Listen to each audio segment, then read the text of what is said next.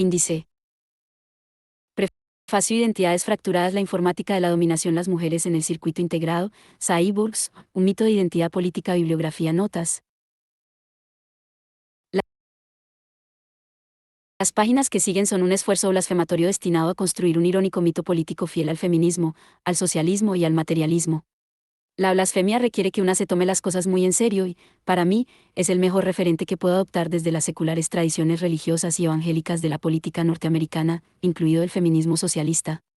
Por eso, este trabajo es mucho más auténtico que si surgiese como mito de identificación.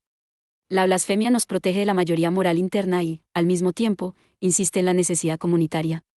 La blasfemia no es apostasía. La ironía se ocupa de las contradicciones que, incluso dialécticamente, no dan lugar a totalidades mayores, y que surgen de la tensión inherente a mantener juntas cosas incompatibles, consideradas necesarias y verdaderas. La ironía trata del humor y de la seriedad. Es también una estrategia retórica y un método político para el que yo pido más respeto dentro del feminismo socialista.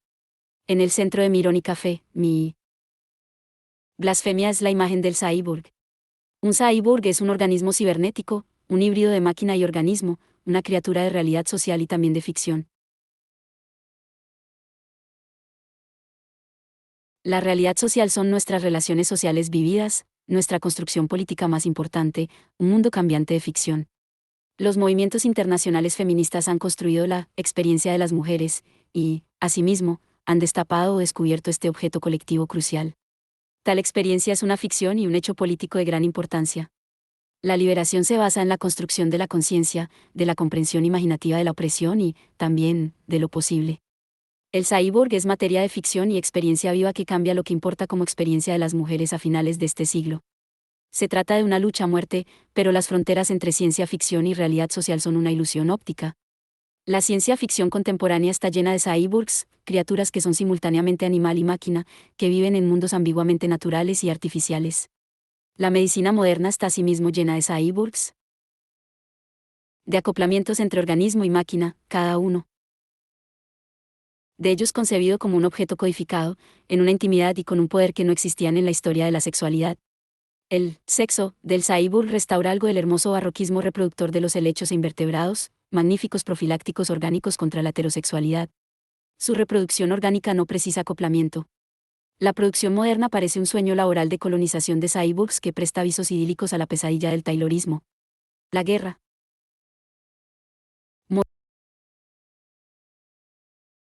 moderna es una orgía del cyborg codificada mediante las siglas C3-1, el Comando de Control de Comunicaciones del Servicio de Inteligencia, un asunto de $84 billones dentro del presupuesto norteamericano de 1984. Estoy argumentando en favor del cyborg como una ficción que abarca nuestra realidad social y corporal y como un recurso imaginativo sugerente de acoplamientos muy fructíferos. La biopolítica de Michel Foucault es una flácida premonición de la política del cyborg, un campo muy abierto. A finales del siglo XX, nuestra era, un tiempo mítico, todos somos quimeras, híbridos teorizados y fabricados de máquina y organismo, en unas palabras, somos cyborgs. Este es nuestra ontología, nos otorga nuestra política. Es una imagen condensada de imaginación y realidad material, centros ambos que, unidos, estructuran cualquier posibilidad de transformación histórica. Según las tradiciones de la ciencia y de la política, occidentales, tradiciones de un capitalismo racista y dominado por lo masculino, de progreso, de apropiación de la naturaleza como un recurso para las producciones de la cultura, de reproducción de uno mismo a partir de las reflexiones del otro, la relación entre máquina y organismo ha sido de guerra fronteriza. En tal conflicto estaban en litigio los territorios de la producción, de la reproducción y de la imaginación. El presente trabajo es un canto al placer en la confusión de las fronteras y a la responsabilidad en su construcción. Es también un esfuerzo para contribuir a la cultura y a la teoría feminista socialista de una manera postmoderna, no naturalista, y dentro de la tradición utópica de imaginar un mundo sin géneros, sin génesis y, quizás, sin fin. La encarnación del cyborg, situada fuera de la historia de la salvación, no existe en un calendario dípico que tratara de poner término a las terribles divisiones genéricas en una utopía simbiótica oral o en un apocalipsis postedípico. En Lac Klein, un manuscrito inédito sobre Jack Lacan, Melanie Klein y la cultura nuclear, Zoe Sofolis dice que los monstruos más terribles y, quizás, más prometedores en mundos de cyborg se encuentran encarnados en narrativas no edípicas con una lógica distinta de la represión, que necesitamos entender para poder sobrevivir. El cyborg es una criatura en un mundo postgenérico. No tiene relaciones con la bisexualidad, ni con la simbiosis preedípica, ni con el trabajo no alienado u otras seducciones propias de la totalidad orgánica, mediante una apropiación final de todos los poderes de las partes, en favor de una unidad mayor. En un sentido, no existe una historia del origen del cyborg según la concepción occidental, lo cual resulta ser una ironía final, puesto que es también el terrible telas apocalíptico de las cada vez mayores dominaciones, por parte de Occidente, del individuo abstracto. Es, para terminar, un ser no atado a ninguna dependencia, un hombre en el espacio. Según el sentido humanístico occidental, una historia que trate del origen depende del mito de la unidad original, de la plenitud, bienaventuranza y terror, representados por la madre fálica de la que todos los humanos deben separarse. Las tareas del desarrollo individual y de la historia son los poderosos mitos gemelos inscritos para nosotros con fuerza inusitada en el psicoanálisis y en el marxismo. Hilary Klein arguyó que tanto el uno como el otro, a través de sus conceptos del trabajo, de la individuación y de la formación genérica, dependen del argumento de la unidad original, a partir de la cual debe producirse la diferenciación, para, desde ahí, enzarzarse en un drama cada vez mayor de dominación de la mujer y de la naturaleza. El cyborg elude el paso de la unidad original, de identificación con la naturaleza en el sentido occidental. Se trata de una promesa ilegítima que puede conducir a la subversión de su teleología en forma de guerra de las galaxias. El cyborg se sitúa decididamente del lado de la parcialidad, de la ironía, de la intimidad y de la perversidad. Es opositivo, utópico y en ninguna manera inocente. Al no estar estructurado por la polaridad de lo público y lo privado, define una polis tecnológica basada parcialmente en una revolución de las relaciones sociales en el oikos, la célula familiar. La naturaleza y la cultura son remodeladas y la primera ya no puede ser un recurso dispuesto a ser apropiado e incorporado por la segunda. La relación para formar todos con partes, incluidas las relacionadas con la polaridad y con la dominación jerárquica, son primordiales en el mundo del cyborg. A la inversa de Frankenstein, el cyborg no espera que su padre lo salve con un arreglo del jardín del Edén, es decir, mediante la fabricación de una pareja heterosexual, mediante su acabado en una totalidad, en una ciudad y en un cosmos. El cyborg no sueña con una comunidad que siga el modelo de la familia orgánica aunque sin proyecto edípico. El cyborg no reconocería el jardín del Edén, no está hecho de barro y no puede soñar con volver a convertirse en polvo. Quizás sea por eso por lo que yo quisiera ver si el cyborg es capaz de subvertir el apocalipsis de volver al polvo nuclear impulsado por la compulsión maníaca de nombrar al enemigo. Los cyborgs no son irreverentes, no recuerdan el cosmos, desconfían del holismo, pero necesitan conectar, parecen tener un sentido natural de la asociación en frentes para la acción política, aunque sin partidos de vanguardia. Su problema principal, por supuesto, es que son los hijos ilegítimos del militarismo y del capitalismo patriarcal, por no mencionar el socialismo de Estado. Pero los bastardos son a menudo infieles a sus orígenes. Sus padres, después de todo, no son esenciales. Volveré a la ciencia ficción de los cyborgs al final de este trabajo. Ahora, quisiera señalar 3 rupturas limítrofes cruciales que hacen posible el siguiente análisis de política ficción, ciencia política. A finales de este siglo en la cultura científica de los Estados Unidos, la frontera entre lo humano y lo animal tiene bastantes brechas. Las últimas playas vírgenes de la unicidad han sido polucionadas, cuando no convertidas en parques de atracciones. Ni el lenguaje, ni el uso de herramientas, ni el comportamiento social, ni los acontecimientos mentales logran establecer la separación entre lo humano y lo animal de manera convincente. Mucha gente ya no siente la necesidad de tal separación. Más aún, bastantes ramas de la cultura feminista afirman el placer de conectar lo humano con otras criaturas vivientes. Los movimientos de defensa de los derechos de los animales no son negaciones irracionales de la unicidad humana, sino un reconocimiento claro de la conexión a través de la desacreditada ruptura entre la naturaleza y la cultura. Durante los 2 últimos siglos, la biología y la teoría evolucionista han producido simultáneamente organismos modernos como objetos de conocimiento y reducido la línea que separa a los humanos de los animales a un débil trazo dibujado de nuevo en la lucha ideológica de las disputas profesionales entre la vida y la ciencia social. Dentro de este contexto, la enseñanza del creacionismo cristiano debería ser considerada y combatida como una forma de corrupción de menores. La ideología determinista biológica es solo una posición abierta en la cultura científica para defender los significados de la animalidad humana. Las gentes con ideas políticas radicales tienen mucho campo disponible ante ellas para contestar los significados de la ruptura de fronteras. 1.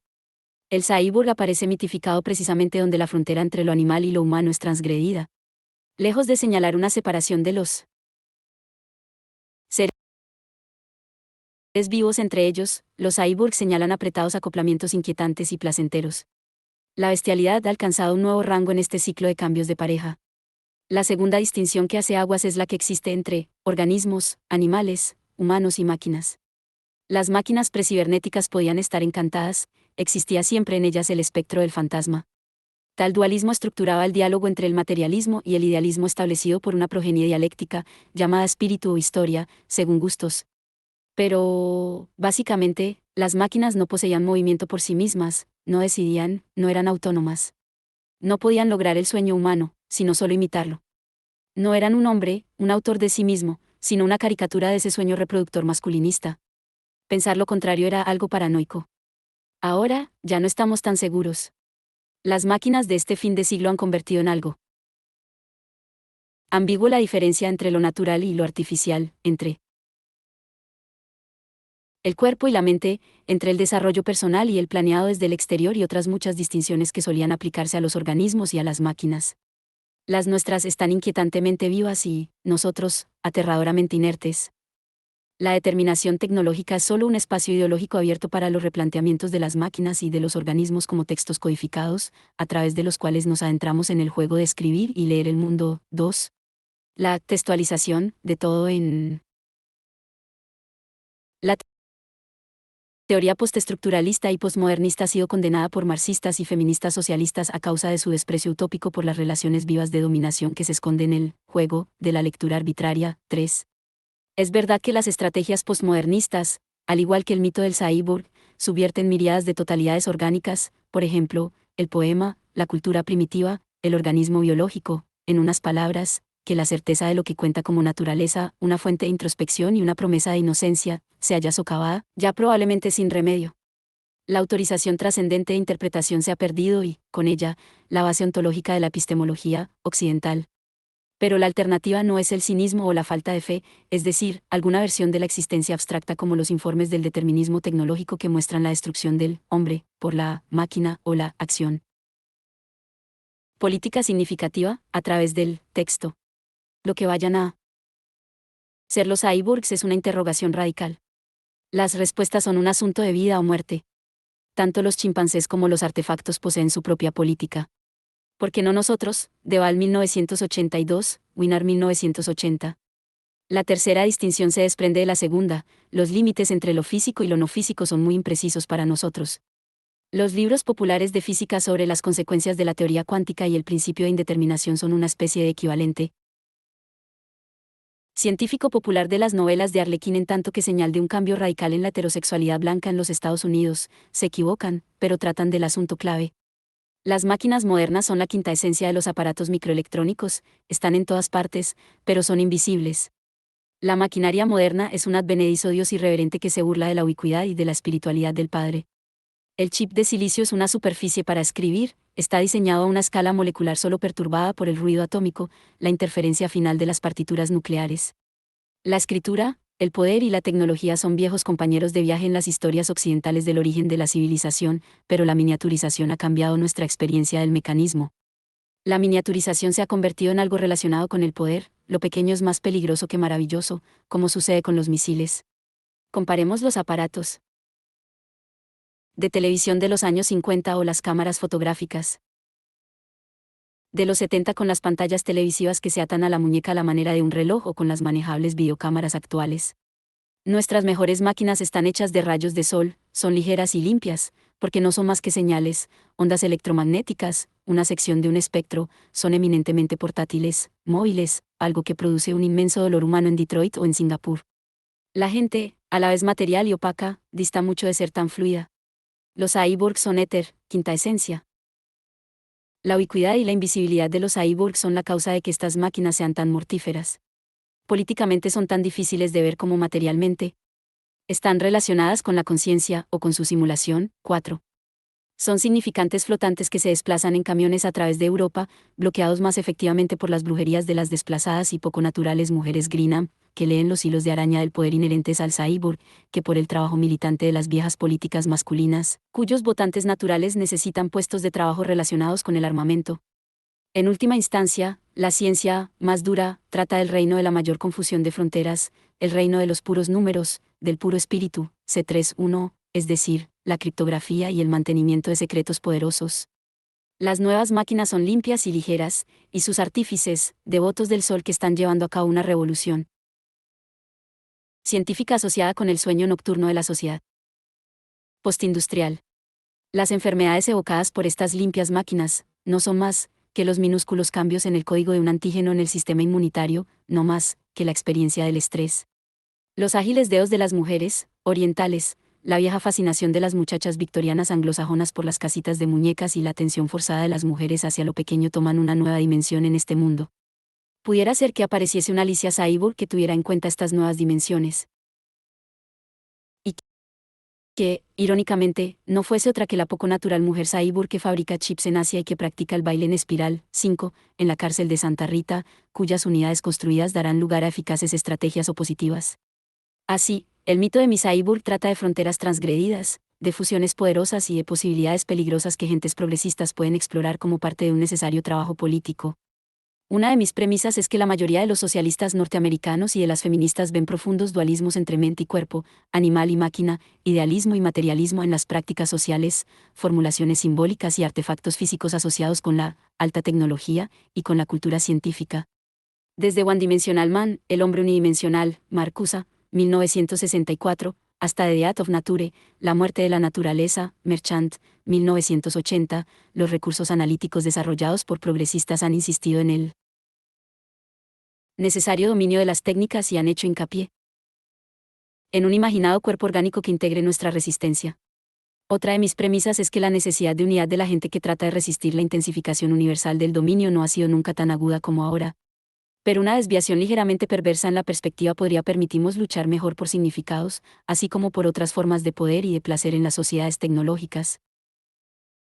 Desde una perspectiva, un mundo de cyborgs es la última imposición de un sistema de control en el planeta, la última de las abstracciones inherentes a un apocalipsis de guerra de galaxias emprendida en nombre de la defensa nacional, la apropiación final de los cuerpos de las mujeres en una masculinista orgía de guerra, Sofía, 1984.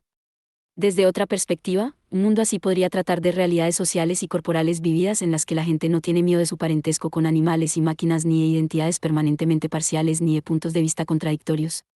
La lucha política consiste en ver desde las dos perspectivas a la vez, ya que cada una de ellas revela al mismo tiempo tanto las dominaciones como las posibilidades inimaginables desde otro lugar estratégico.